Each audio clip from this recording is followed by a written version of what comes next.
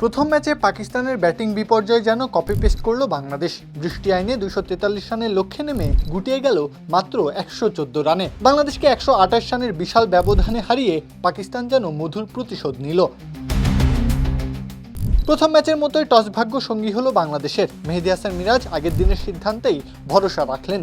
তবে পাকিস্তানের দুই ওপেনার এবার পড়াশোনা করে এসেছিল। মাসাদাকাত নিজের আগ্রাসনের পূর্ণ ব্যবহার করলেন, যোগ্য সঙ্গ দিচ্ছিলেন সাহিবজাদা ফারহানও। দুজনের জুটি থেকেই পাকিস্তানের স্কোরবোর্ডে যোগ হয় 103 রান। ভালো শুরুর পর ইনিংস বড় করতে পারেননি ফারহান, 31 রানেই ফিরে যান। সাদাকাত যখন সাজঘরে ফেরেন, ব্যক্তিগত খাতায় যোগ হয়েছে 46 বলে 75 রান। হাল ধরেন সালমান আলী আগা এবং মোহাম্মদ রিজওয়ান। দুজনের জুটিতে ভর করে বড় স্কোরের পথে হাঁটছিল পাকিস্তান। শেষে 274 রান তোলে তারা। ছোটদের সাথে আনন্দের সুযোগ, বড়রাও করে উপভোগ। Multi chips, super crunchy, super fun. Ishad Hossain ball হাতে 3 উইকেট নেন। ব্যাটিং উইকেট, এই রান চেস করার স্বপ্ন দেখা যায়। তবে বিপত্তির শুরুটা হলো শাহিন আফ্রিদির আগুনে বোলিংয়ের হাত ধরে। 15 রানেই ফিরে যান টপ অর্ডারের 3 ব্যাটার। কার্যত জয়ের স্বপ্ন ফিকে হয়ে যায় সেখানেই। এরপর আসে বৃষ্টি, যেটা বাংলাদেশের ভাগ্যকে কঠিন করে তোলে।